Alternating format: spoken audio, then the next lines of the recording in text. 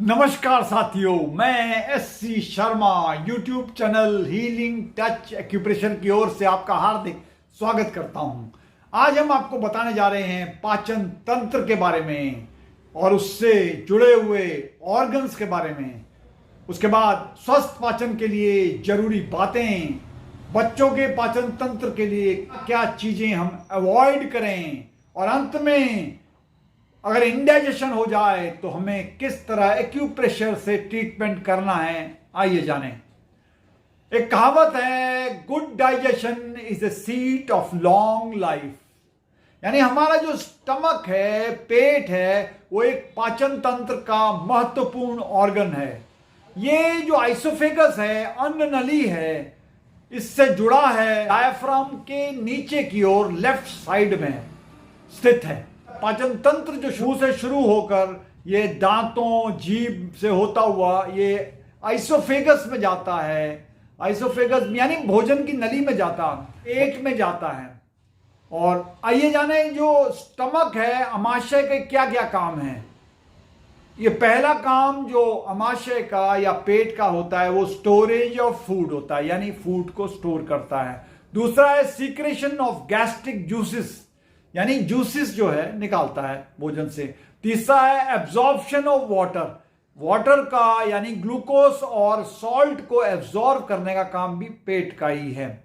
फिर उसके बाद वो पेट का करने के बाद वो छोटी आंत में इस भोजन को भेज देता है, जो कि आंत कम से 2.5 से 3 मीटर तक लंबी होती है। उसके बाद ये भोजन जाता है बड़ी आंत में, बड़ी आंत में जाता है जिसे लार्ज इंटेस्टाइन कहते हैं। वहां से होते हुए ये रेक्टम में और उसके बाद गुदाद्वार यानी एनस में जाके ये बाहर निकल जाता है। तो डाइजेस्टिव सिस्टम का मेन काम ये है को न्यूट्रिशन में परिवर्तित कर देता है, यानी ये फैट्स, कार्बोहाइड्रेट्स और प्रोटीन बनाता है। कहावत है, जैसा खाओगे अन्न वैसा बनेगा, वैसे शरीर बनेगा। पर यह पूरी तरह ठीक नहीं है, क्योंकि जैसा खाएंगे अन्न वैसा पचाएंगे, उतना ही शरीर बनेगा। अगर कोई शारीरिक एक्टिविटी हम नहीं करते हैं तो उससे हमारे शरीर तो कमजोर होगा ही, हमारी मसल्स भी कमजोर होती जाएंगी, मांसपेशियां ये कमजोर होती जाएंगी। 5 बातें जो हमें ध्यान रखनी है, जो शरीर को, हमारे पेट को स्वस्थ रखेंगी, शरीर को स्वस्थ रखेंगी और पाचन क्रिया को जो है स्वस्थ रखेंगी। नंबर 1, चिकनाई और तली हुई वस्तुओं न खाएं तो बेहतर होगा। तेल को रिड्यूस कर दें, ज्यादा से ज्यादा 1 से 2 चम्मच एक दिन इस्तेमाल करें प्रति व्यक्ति, यानी तेल या घी। दूसरा, पैक्ड फूड को बिल्कुल अवॉइड करें। तीसरा, अगर डीप फ्राई है जैसे समोसा है, जलेबी है, भटूरे हैं, इन्हें न खाएं तो शरीर के लिए बेहतर होगा। उसके अलावा जंक फूड जो खाते हैं, जंक फूड या चाइनीज बर्गर है, उसे भी नहीं खाएंगे तो हमारे पाचन तंत्र के लिए यह बहुत बेहतर होगा। नंबर 2, खाना है तो केवल फ्रेश फूड खाइए, यानी ताजा सब्जियां खाइए, गर्मा गर्म जो है भोजन करिए। घर का भोजन करेंगे तो ज्यादा अच्छा रहेगा। वो भी ध्यान रखना है कि मौसमी चीजें खाएंगे, वो हमारे शरीर के लिए बेहतर होगा और वो हमारे पाचन क्रिया में काफी फायदा देता है। नंबर 3, भरपूर नींद लें, पैदल चलें और एक्सरसाइज करें। इसमें हम योगा करेंगे वो भी बहुत अच्छा रहेगा, पर पैदल चलना कम से कम 40 से 45 मिनट रोज पैदल चलें और कम से कम 4 से 5 दिन एक सप्ताह में ये काम करें।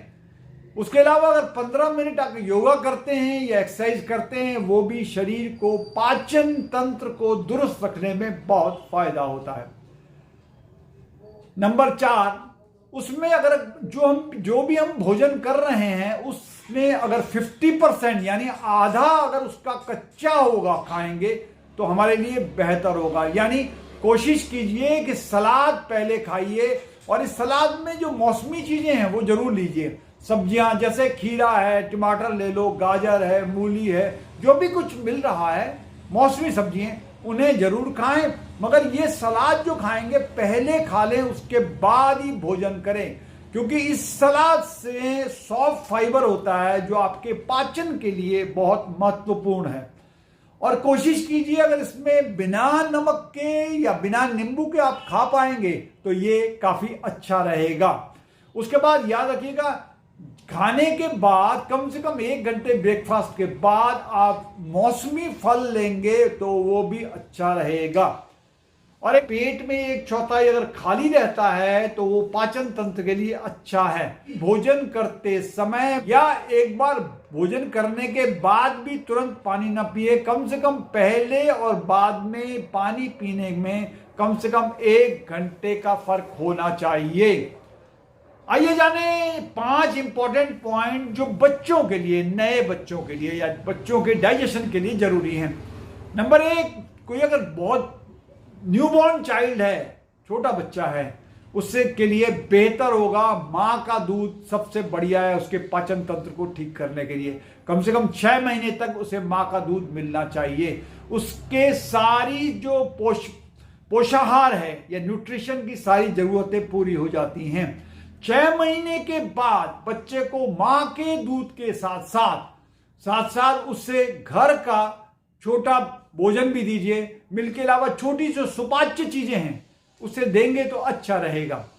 2 साल के बाद जब बच्चा मां का दूध पीना बंद कर देता है तो उसे घर का खाना यानी चावल, दाल, सब्जियां जो भी बनाएंगे उसे धीरे धीरे दीजिए ताकि बच्चा का पाचन तंत्र सही रह सके। उसके बाद बच्चे को जो चीजें नहीं देनी है वो भी इंपॉर्टेंट बात जान लीजिए।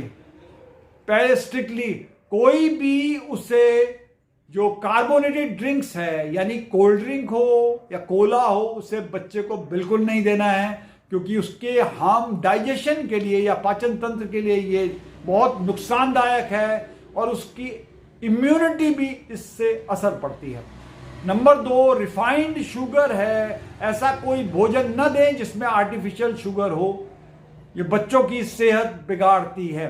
नंबर 3, इसमें जो आर्टिफिशियल आप दे रहे हैं, फूड दे रहे हैं, उसमें भी toffee, chocolate, cake, pastry, biscuit इन्हें बिल्कुल ना दें, क्योंकि ये डाइजेस्ट करने में काफी मुश्किल आती है और बच्चे के लिए समस्याएं पैदा कर सकती है। उसके बाद प्रोसेस्ड फूड जो बन रहा है उसे भी बिल्कुल ना दें। जैसे बर्गर वगैरह देते हैं, बर्गर नहीं देने की जरूरत है। फ्रेंच फ्राई मत दीजिए, बिल्कुल अवॉइड कीजिए। बच्चा अगर ये ना खाए तो बेहतर रहेगा। अगर बच्चे को सर्दी जुकाम नहीं है तो 2 साल के बच्चे को आप दूध, दही, छाछ, लस्सी ये दे सकते हैं। इन्हें नेचुरल प्रोबायोटिक कहते हैं और इससे बच्चे के लिए ये काफी बेहतर है, क्योंकि इसमें जो पॉजिटिव बैक्टीरिया हैं हमारे फायदे के हैं उसके लिए ये काफी बढ़ेंगे तो उससे अच्छा रहेगा। तो बच्चे को ताजा प्रोबायोटिक फूड देंगे तो वो उसके लिए, उसकी सेहत के लिए अच्छा रहेगा, उसके पाचन के लिए बहुत बढ़िया रहेगा। उसके बाद हमें अवॉइड करना है स्ट्रीट फूड जो मिलता है, गलियों में जो भोजन मिलता है, इसे अवॉइड करें, इसे न खाएं, क्योंकि इसमें एक तो इन्फेक्शन की संभावना भी बढ़ जाती है, दूसरा ये हाइजीनिक में नहीं होता, इससे उल्टियां, दस्त भी आ सकती हैं। इसलिए इसे न दें, क्योंकि इससे गुड बैक्टीरिया, जो भी अच्छे बैक्टीरिया उसके शरीर में हैं, उसको रिड्यूस हो जाते हैं। दूसरा, बच्चे का डाइजेस्टिव सिस्टम कमजोर होता है, इसलिए उससे एंटीबायोटिक दवा भी न दें जब तक डॉक्टर से पूछ न लें। आइए जाने एक्यूप्रेशर ट्रीटमेंट, यानी अगर आपका पाचन तंत्र में गड़बड़ हो गया है, इंडाइजेशन हो गया है, तो हमें क्या क्या पॉइंट लगाना पड़ेगा। पहले लगाइए LI4 यानी लार्ज इंटेस्टाइन फोल्ड लगाना है। ये जो वेब है यानी अंगूठा और इसके बीच में जो वेब है, यहां पर ये पॉइंट है, याद रखिएगा, यहां पर एक पॉइंट है, ये जो इसको LI4 कहते हैं, एकदम देख लीजिए अच्छी तरह से, यहां पर एक पॉइंट है, इसे LI4 कहते हैं। इसे आपको दबाना है और दबाने के बाद इसमें चुंबक लगा सकते हैं या इसमें मेथी का दाना भी लगा सकते हैं। ये LI4 जो है, ये इसका काम है, ये इंडाइजेशन को रोकता है। इंटेस्टाइन का फंक्शन जो होता है वो इंटेस्टाइन का, आप आंत का, बड़ी आंत का, छोटी आंत का, उस दोनों के लिए काफी फायदेमंद होता है। अगर पेट में दर्द हो रहा है उसके लिए भी ये अच्छा पॉइंट माना जाता है।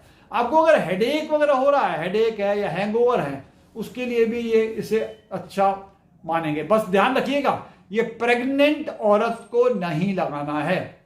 दूसरा है स्टमक 36। स्टमक 36 हमारा घुटना होता है, पैर का घुटना, उसके बाहरी भाग में 3 उंगली जो नी कैप से नीचे की ओर बाहर की तरफ लगाना है। यह भी बहुत अच्छा पॉइंट है। और जैसे हम पैर को मोड़ते हैं उसके बाद ये नी कैप के नीचे है पॉइंट ये वाला। ये हमारे नौशिया को, गैस, अपच, ब्लोटिंग, गुड़गुड़ाहट जो पेट में रहती है या वोमिटिंग आ रही है, उनके लिए सब बेहतर पॉइंट है। और ये हमारे एनर्जी को ताकत देता है। ये कॉन्स्टिपेशन के लिए भी बहुत बढ़िया है।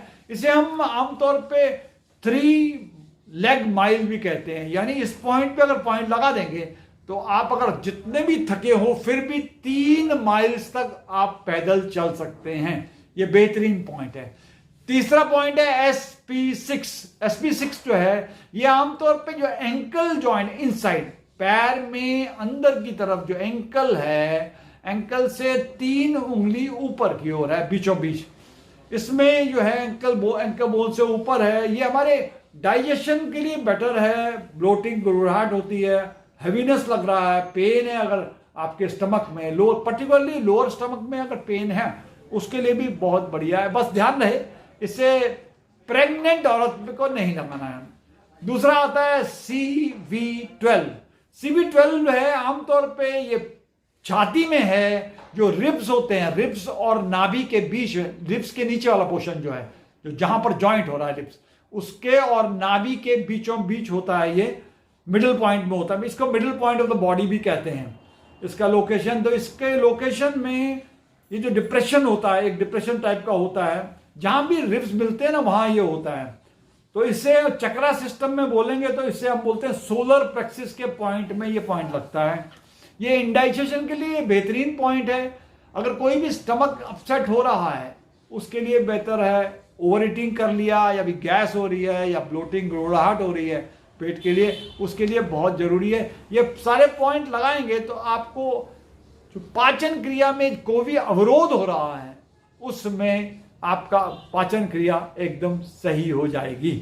आज के लिए इतना ही। अगले एपिसोड में फिर हम नए पॉइंट, नई समस्या, नया समाधान लेकर आपके सामने आएंगे। तब तक के लिए नमस्कार।